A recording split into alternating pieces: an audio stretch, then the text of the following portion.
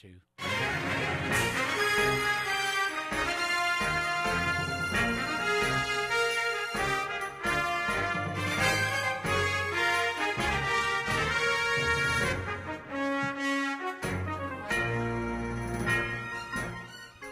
Welcome to the Third Side Convo with your host, Bob Phipps.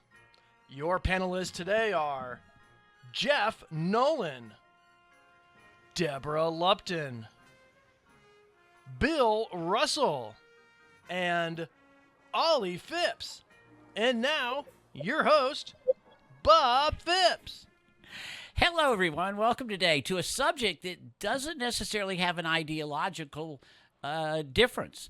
In fact, we already have found out that a couple of the people are not necessarily on one side or the other, as you would think from a Republican versus Democrat side. We're going to learn something today. What we're going to be talking about is term limits and possible retirement ages for politicians.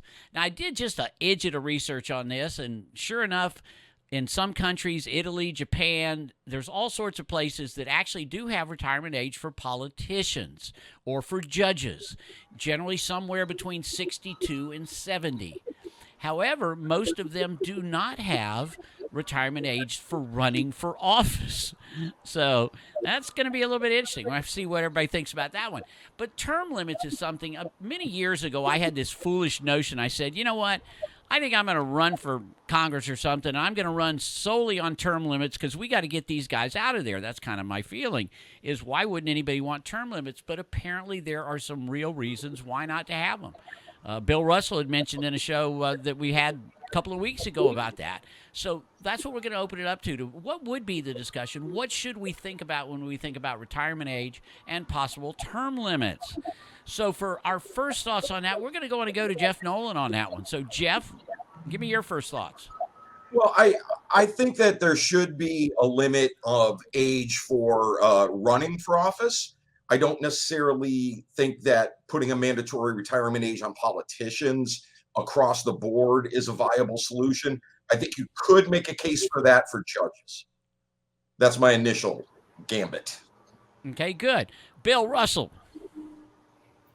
Well, as far as age limits, I think it's got to depend on the individual, because some people are old men or some people get old at age 55. Others don't get old till they're well into their 90s.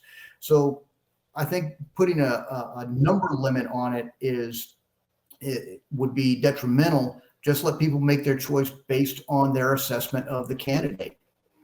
Fair enough. Deb, opening thoughts.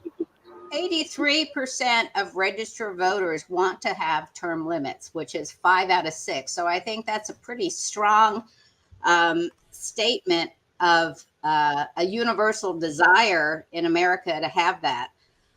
One of the problems is that, currently when they didn't have them for the Constitution, the average lifespan for a male was 35 years old. And now it is more like 82, 83. So, I think we need to do something, but we need to look at it parsed out by the Senate, by the House, by the judiciary, because each one has unique aspects to it, and the length of their term and how many terms they get based on the length of their term. Well, perfect. Let's talk about that. Ollie, your first thoughts. Well, I've been watching this show for weeks, and I can't believe I'm going to say I wholeheartedly agree with Deborah. Bless her heart. She made excellent points. You really don't know where an age, where somebody pretty much craps out at a particular age. And in that, I agree with my colleague Bill that some people age faster than others. But I definitely would like to see some term limits, but I'm not willing to give you a number of terms, whether that be for the legislature or judges or for that matter, the executive branch. Gotcha. Now, on that 83%, I guess, I also read another thing, said that 68% of Americans don't even know how long the term for Senate is or how long the term for Congress is. So, basing it on a majority of the American, citizens, Certainly doesn't always get the right answer, but 83% is a lot. What did y'all read a little bit about why they don't have term limits? Go back to the history a little bit. Jeff, did you read into that a little? Yeah, a little bit, and I can understand where it's coming from. I think term limits is a more complicated situation than an age limit. I really do, because if you have a public servant who is doing an unambiguously great job, to term limit them out on some arbitrary timeline just doesn't make a lot of sense to me. I understand the desire for that, and I think in theory it makes a lot of sense. I think in practice, maybe not as much. Right. Bill, what did they say? Because you and I mentioned the Federalist Papers, I guess, a couple of weeks ago, that they actually referred to term limits anyway, even though apparently they didn't go one way or the other. Well, actually, they were in favor of unlimited terms for elected officials particularly in the Congress. When one of the opening statements on one of the it's either 52 or 53 is, when free elections end is when tyranny begins. And that applies also to term limits, because when you limit the number of terms a person can serve in Congress, that is where the tyranny of the bureaucracy of the congressional staff will kick in. And the founding fathers absolutely intended for certain individuals to be true masters of the public business, to be very adept at getting reelected time after time, and to become those true masters so that they could be effective legislators. But at least they were forced to face an election every now and then, which is what I read in there. They said that, we were smart enough as informed citizens to, get them out if there were problems. Deb, exactly. Do you have a thought on the idea of term one limits? Point on that. You agree with the 83%? Yeah, when they crafted the Constitution, the average age was 35. I mean, term limits wasn't an issue because, mostly people were going to die before they would hit that point. But now, exactly, dropping dead at 35. Well, I think it's still a viable issue that, people are living longer, they're working longer because they have to.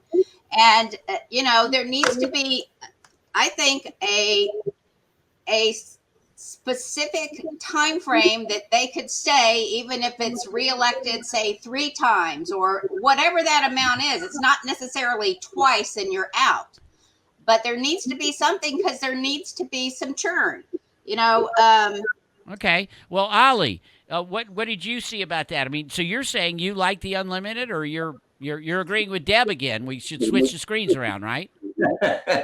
Yes, I am agreeing with Deb again. There's got to be some number of terms, notwithstanding Bill and James Madison's arguments about how you want an educated and a legislator that really is competent and familiar with the process. But my goodness, it's got to end somewhere. And as I said earlier, I'm not sure exactly what number of terms that might be, and probably should be different depending on the job that you're doing. Yeah, what I love about if we did have term limits, what I always thought was at least one of the terms they'd actually be able to focus on their job and not be running for re-election. Because that's the problem I have with Congress. They spend 1 year, 1 year working, and the next year running for Congress again. Jeff, 3 months working, and the rest of your time raising money to run again. It's broken. It's a broken system. Okay. Now, they do it a lot differently in the other countries, of course. They call for elections, all over I haven't figured that out yet. Does anybody understand how that works? Yeah. Because it's kind of like they call for election. They've got a couple of weeks to put it on. And, of course, we have these elections that take forever, absolutely forever.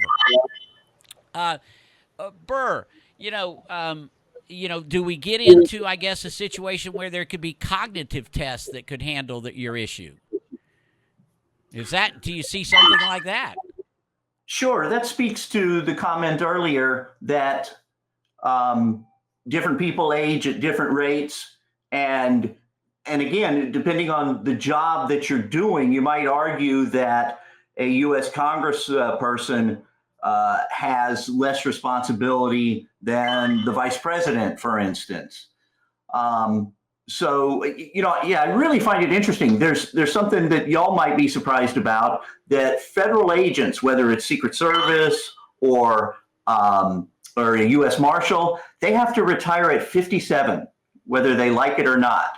That's a done deal already. And you think that 57, that's heck, I'm older than 57, and I'd like to think I could do the job. Right. I guess pilots have the same issue too, right? Mm-hmm. There's a definitive age for pilots, let's say. As there should be. And judges in Florida do too. Yeah. Oh. Well, what can we do? I mean, obviously, this is kind of a big story, going on right now. There's lots of people talking about it, aren't there?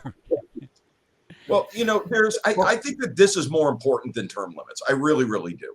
I think that if, to Bill's point earlier, obviously people age different. That's a fact.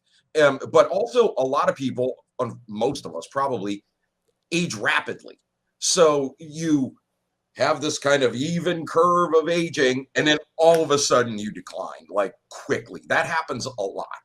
And I think that a lot of the sort of BS manufactured divide between, like, generations, like the millennials versus the boomers, I think a lot of that has to do with this perception of not being willing, on the older people's point, to let go of the reins of power. And it's not just in politics. That's just like relate to the life of a 25-year-old. How is that? Hey, Jeff, you're just a boomer. That's all.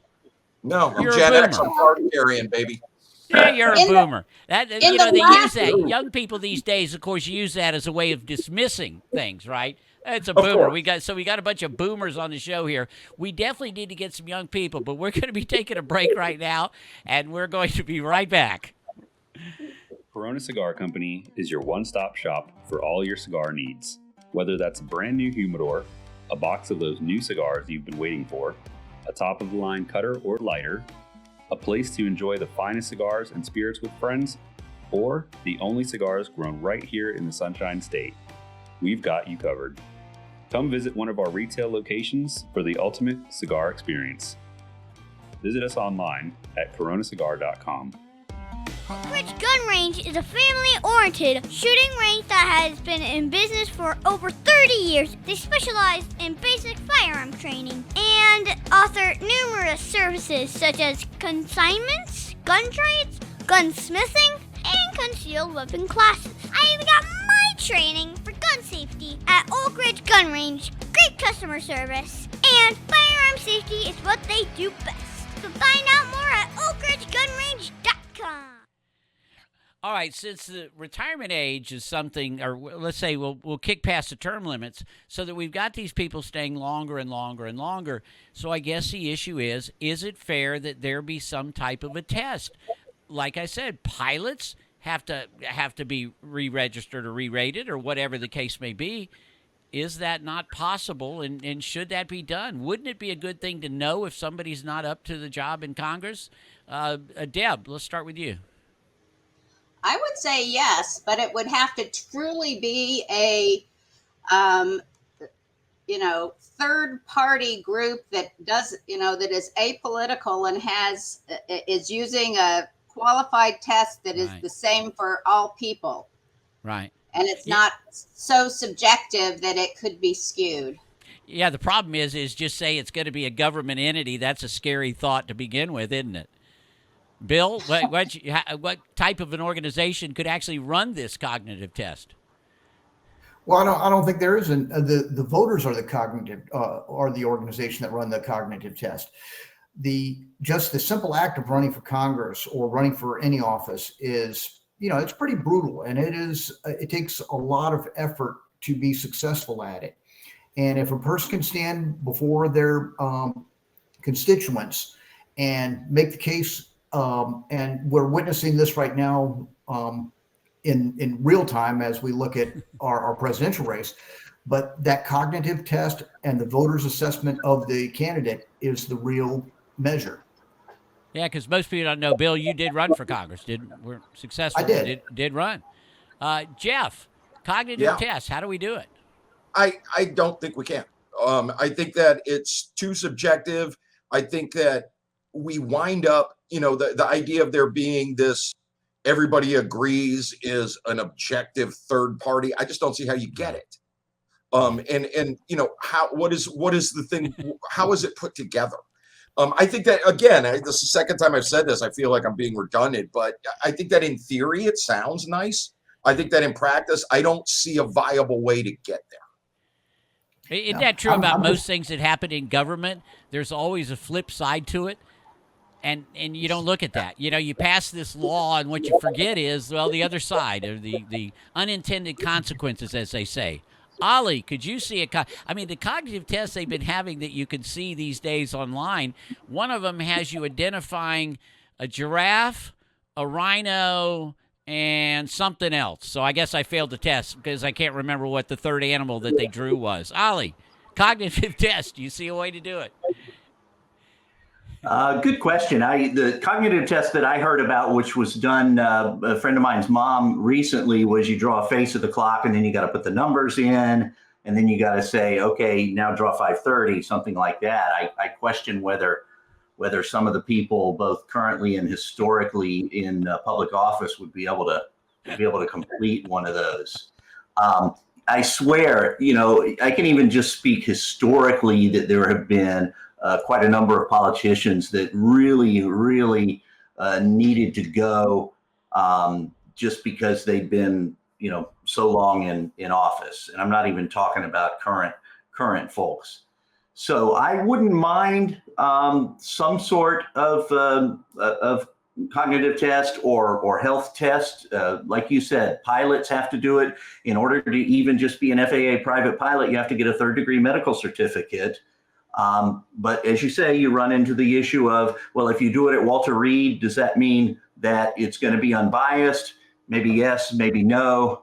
Hard to say. I certainly would not be against some sort of a test. Hey, Deb, do you agree with Jeff, though, that there's probably no way it could be administered? Because once it got politicized, oh, my God. Well, that's the problem. Everything is politicized now. But if you take a look at the statistics for the last 60 years, for example, 93% of the House incumbents have won their races.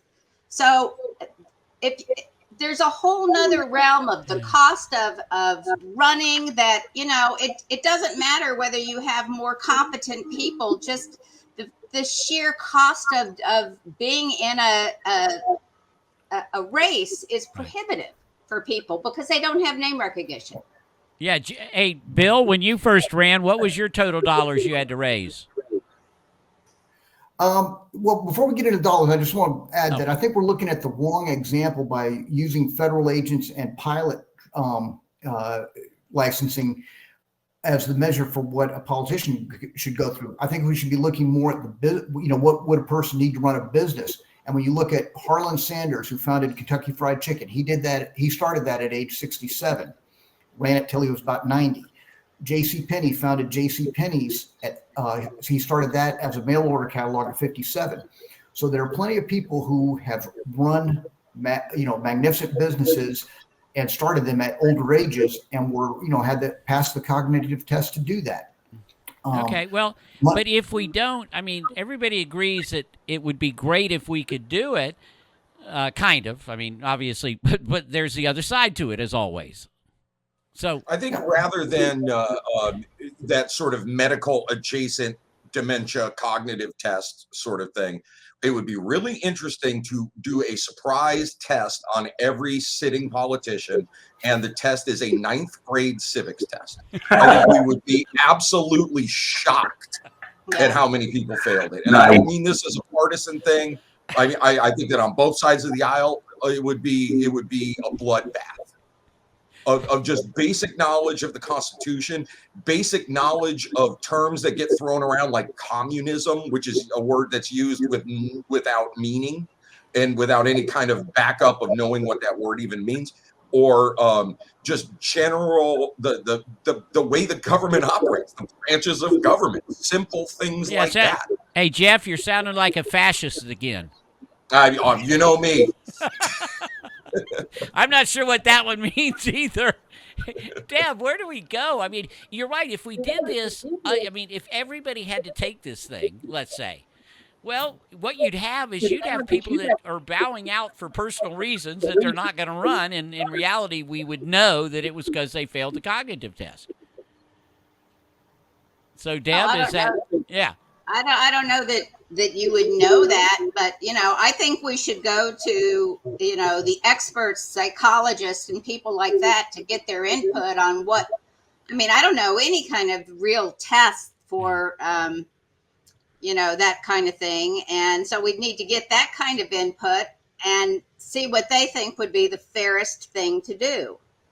Right. There's apparently a 4-hour neurological test that will tell you, these things. But, maybe that's not too much to ask for somebody that's going to be being paid by the citizens to run our government. Not a bad idea. There's too many Bill, ways to last game thoughts that we're going to be system. breaking in a second. But what's your Well, I last think thought? the Looks like ultimate you want to say cognitive something. test. I think the ultimate cognitive test is whether or not, just as in business, whether or not the person can make the sale, and in running for office, whether or not you can convince the people to vote for you. That's the ultimate cognitive test. Yeah. In other words, the people are the ones doing the test, is what you're saying. Exactly. Yeah. Well, that's good. It's kind of scary. Well, listen, this is one of those. This is funny. This is probably the first show we've had where really no ideological divide here. I think everybody thinks that there's some people that shouldn't be in there. They've been in too long. How do you get them out? Creates its own problems, But then again, that's just the way it is.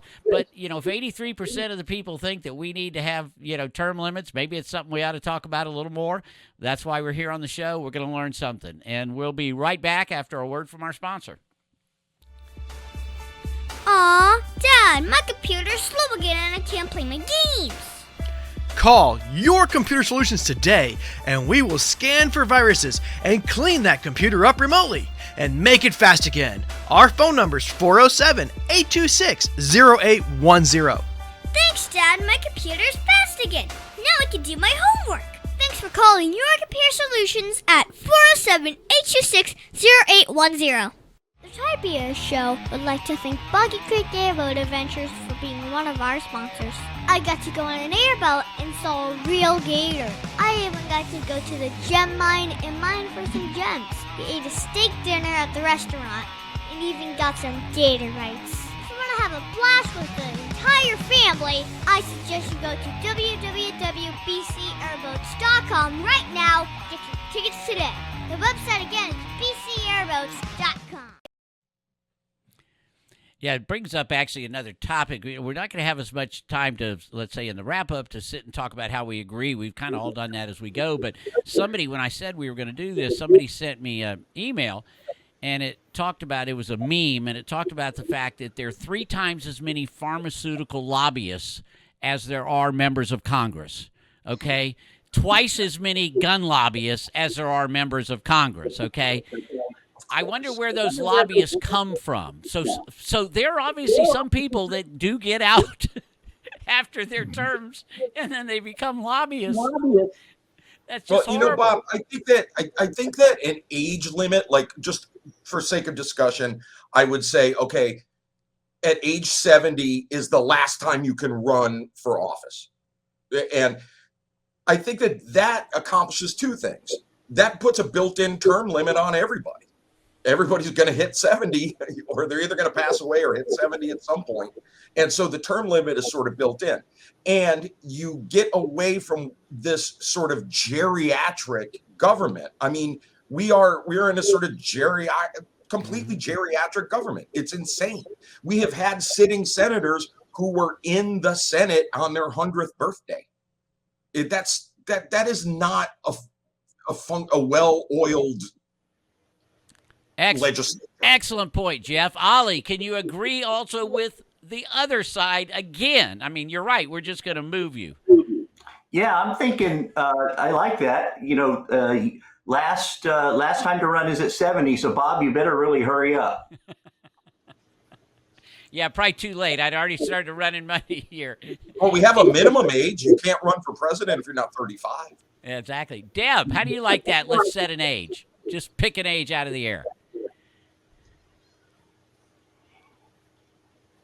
I think it's one way to go, but I think that the more important thing is creating the kind of equitable churn so we get new ideas and new faces and new players into the mix. Right now, the Senate's average age is 64 years old. So not many of them would be around for another term. Yeah. But you don't know when they start. That's the problem. And so if you've got a young politician, I mean, they could go on for 40 years. And they do. Yeah, and they do. We have not young politicians that go on for 40 years. Exactly. Hey, Bill, do you like the ultimate age of the 70? I do not. And as I said, when you look at people who've been successful in business, made great contributions to our society, whether economically, and many of our politicians, Ronald Reagan. I know we're not supposed to mention politicians, but fantastic president, elected. Terrible president. Terrible. Anyway, No, hold on. We got it. Wait a minute. Get it there. Oh, I didn't see it. It didn't come across. There we go. He's blocked. He's blocked, Jeff. Don't worry. He's blocked. I don't want him blocked. I like him. I'm absolutely amazed that in a discussion on retirement age, nobody has mentioned anybody else. Who are the two obvious ones? And Bill, of course, ends up bringing up Reagan. It's so funny because everybody talks about it, but they don't understand the downside. And there are downsides to these things, aren't there? To getting somebody out of there that knows what they're doing and is really good, that's a downside. It really is. Any decision I need to make it clear it's going to have a flip side to it. And if putting in a maximum age to run, if that leaves us without some good people, which it inevitably would, I think that it's outweighed by it excluding a bunch of people who are far past their sell-by date. Good point. That's the flip side, isn't it? Yeah, I think often, and that's what I hate about politicians generally, they're pushing their one angle without realizing that there's a flip side to it and those unintended consequences, as I said earlier. It's just they don't think about that thing. They don't seem to care a lot, do they, about us? Deb, you think they care about us? No. Or is it just themselves? I think it's just about they get in and the power bug really bites them. And the whole aspect of being a politician, elected politician, creates that sort of craven ethic to do whatever it takes to stay in power. Yeah. Something about absolute power. Yeah. Yeah, it does. It does. Well, any final thoughts then on what we could do? So I guess what we're saying is we're kind of stuck unless we go with, Jeff's idea of because I agree. I mean, if you hit 70, that will get some people out that probably shouldn't be there, but get some people out that maybe we could keep. Maybe, I guess the voters just got to be smarter. What do you think? Is that possible? Didn't H.L. Mencken say something about underestimating the intelligence of the American public? Yes. No one ever went broke. Overestimating the intelligence. I'm kind of schizophrenic on this issue a little bit. I need to clarify what I didn't make it clear to Bill. My argument about federal agents was I actually thought that 57 was too young to cut them off and that people could go into your 60s and still do an effective job. But Deb's counterpoint about the name recognition, where you've got 80+% of incumbents get elected, and I would venture to say that that's even higher for judges. It's almost impossible to get a judge out of office. Yeah. So they've got that, the incumbent has got that built-in advantage over somebody, notwithstanding Madison's idea that, if they do a bad job, the public will be able to get them out. It just doesn't always work that way. Hell, they can die and still get reelected. That happens quite a bit. Or has happened in the past anyway, right? You know, and, But the and of course, a founders couple did of times intend- somebody dies and then their wife takes over, their spouse takes over. That's certainly happened before. All right, well, we're not going to get any further with this show. I think what we're going to do is let's just wrap this up. You know what's cool is I want you to go on, check out YouTube, check out the other videos that we've got there, and we're getting so much better. I am so excited and proud of our team that is just absolutely developing the ability to kind of start to respect each other and stuff. I mean, we got Ollie even agreeing with the two on the left. I can't believe it. But that's what this show is all about. NPR, I hate to use their name, but NPR actually, they're doing the same thing. They're putting liberals and conservatives together just to get to know each other. And that's what we're doing on our show. We're getting to know each other, a couple people at a time. And please check us out on YouTube, thirdsideconvo.com. The new website that Joe Boy put together is just incredible. And we will be talking to you next week or the week after, and we're going to see you again on the Third Side Convo. Thank you so much, everyone.